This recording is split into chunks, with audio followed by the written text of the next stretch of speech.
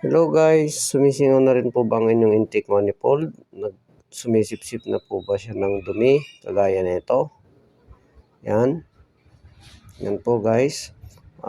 Ganito po palang pagpalit ng o-ring. Sundan nyo lang po ito. Kumuha lang po kayo ng matulis na bagay guys, gaya niyan, para masukit nyo ng maayos dyan sa gilid.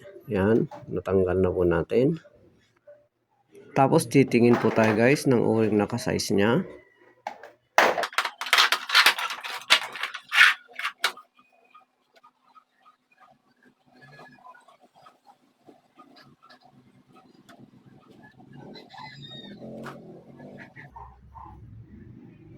At kung nakahanap na nga pala tayo guys, dahan-dahan nating ilapat dyan.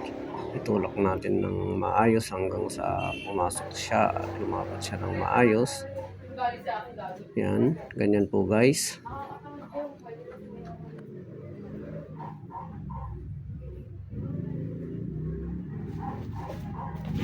At eto na po guys, nakapagpalit na po tayo ng o-ring. Yan na po siya.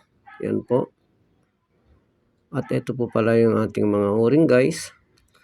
Sana ho may natutunan po kayo sa aking video. Hanggang sa susunod guys. Marami pong salamat.